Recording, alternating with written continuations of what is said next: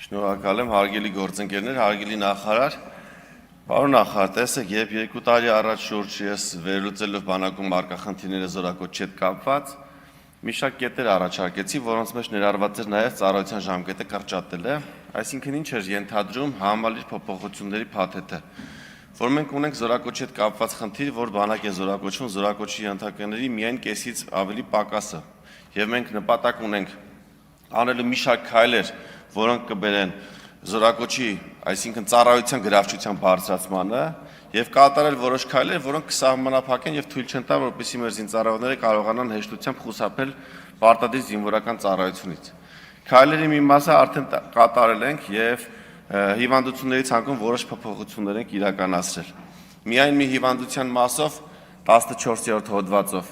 ունենք 1300-ից ավել զորակոչ տարեկան 24 թվականին ի տարբերություն 22-ի եւ 23-ի։ Այսինքն ունեցել ենք ընդհանուր առմամբ տոկոսային առումով +4.5% զորակոչ։ Ծառայության ժամկետի կրճատումը նույնպես բերել է զորակոչի թվի բարձրացման, կունենանք իմ հաշվարկներով մոտավորապես +4%-ի էլի ավել զորակոչ, քանի որ գրավչությունը բարձրանում է։ Ինչի մասին է իմ խոսքը, նաեւ վերաբերվում, երբ ասում եմ ժամկետի կրճատումը, կապենք որևէ, քանի որ սա ամենագրավիչ քայլն է, որը մենք կարող ենք կատարել, ես առաջարկում եմ, որպեսզի սա անենք փոխկապակցված այն քայլերի հետ, որոնք որ կարող են թվալ որոշ անձանց համար խնդրահարույց, օրինակ ծխելու մասով։ Իմ առաջարկների մեջ եղել է նաև նա, որ ժամկետի կրճատումը ինչ-որ մասով տարածենք այն զինծառայողների վրա, ովքեր որ չեն ծխում։ Սրանով նրանց կխորախուսենք, այն զինծառայողը հասկանա, որ ինքը կարող է 6 ամիս շուտ կամ 3 ամիս շուտ կամ 1 ամիս շուտ զորացրվել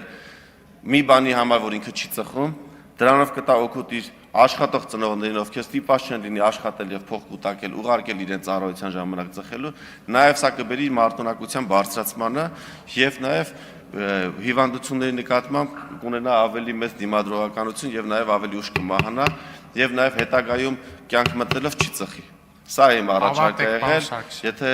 նպատակարար գտնեք, քննարկենք, եթե չէ, ինչ ասեմ, շնորհակալ։ Գերամ Նազարյան